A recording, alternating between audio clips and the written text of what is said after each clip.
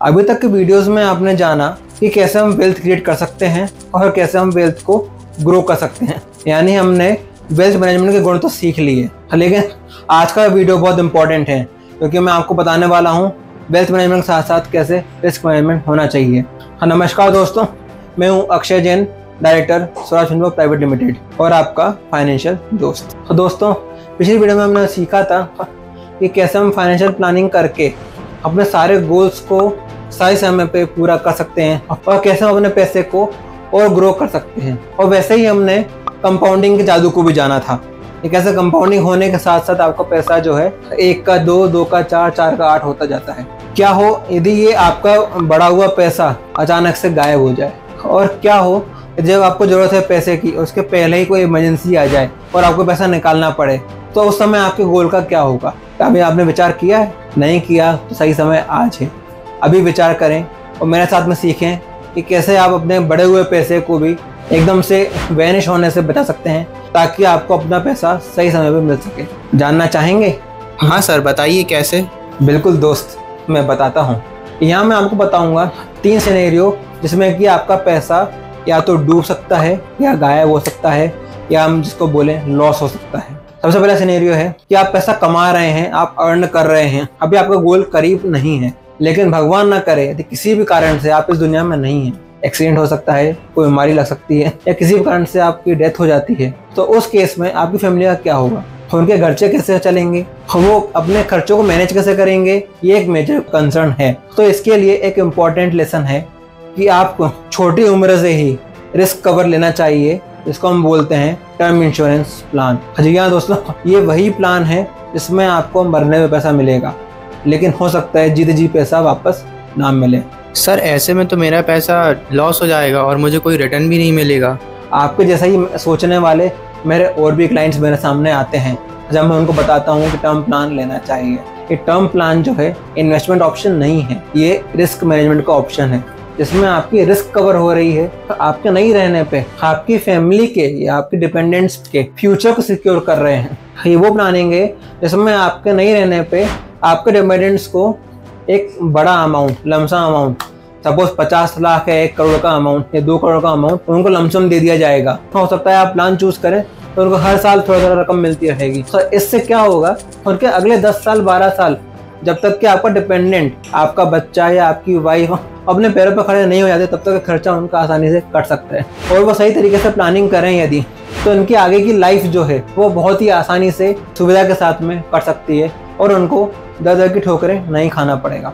तो एक ही major concern वाली चीज़ है जो आपको जरूर करनी चाहिए। ध्यान रखिए दोस्तों, टर्म इंश्योरेंस प्लान की बात कर रहा हूँ मैं। इंश्योरेंस प्लान में और भी ऑप्शन होते हैं, पर वो एक डिफरेंट एस्पेक्ट है। जो आज मैं बात कर रहा हूँ वो रिस्क मैनेजमेंट की बात कर रहा हूँ। वो जो प्योर इंश्योरेंस प्लान होता है लाइफ का, वो कहलाता है टर्म इंश्योरेंस प्लान। तो जब आप टर्म इंश्योरेंस की बात कर रहे हैं तो इसमें मैं सिर्फ वही इंश्योरेंस की बात करना चाहता हूँ जिसमें आपका डेथ लॉस कवर हो रहा है, जिसमें आपको फिक्स रिटर्न नहीं मिल रहा है या कोई मार्केटिंग रिटर्न नहीं मिल रहा है। अब मैं सेकंड सिनेरियो की बात करता हूँ। इसमें मैं बात करूंगा जहाँ पे आपका पैसा अचानक से गायब हो सकता है। वो कैसे सर?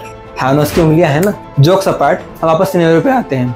भगवान ना करे आप इस दुनिया में नहीं हैं, या यूं कह लें कि आप अपनी अर्निंग कर रहे थे, अपना इन्वेस्टमेंट कर रहे थे और आपने एक अच्छा खासा इन्वेस्टमेंट कर लिया है जो अलग अलग एसेट्स में आपने किया हुआ है। मतलब आपने मकान भी ले रखा है, हो सकता है कहीं जमीन भी ले रखी है, आपने म्यूचुअल फंड में इन्वेस्टमेंट कर रखा है, आपने पीयर टू पीयर लेंडिंग में इन्वेस्टमेंट कर रखा है, आपने इंश्योरेंसेस की पॉलिसी ले रखी है और शेयर मार्केट में भी आपने इन्वेस्ट कर रखा है, स्टॉक्स ले रखे हैं। आपने काफी सारे इन्वेस्टमेंट कर लिया, लेकिन अचानक से एक दिन आप कोलैप्स हो जाते हैं। अचानक से एक दिन आपको हार्ट अटैक आता है और आप उस दुनिया में नहीं रहते हैं। तब क्या होगा दोस्तों? यदि आपकी फैमिली को नहीं मालूम कि आपने कहाँ कहाँ इन्वेस्टमेंट किया है, आपकी फैमिली को सिर्फ ये मालूम है कि आपने बैंक में एफडी करके रखी हुई है, उसके अलावा आपके जो भी इन्वेस्टमेंट्स हैं तो आपकी फैमिली को पता ही नहीं है। तो आपने पैसा कमाया था खुद के लिए और अपनी फैमिली के लिए, लेकिन आप इस दुनिया में नहीं हैं और आपकी फैमिली को, आपके डिपेंडेंट्स को मालूम ही नहीं है कि आपने पैसा कमाया है उनके लिए, वो कहाँ है।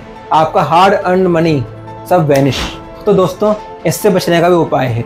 जी सर, बताइए।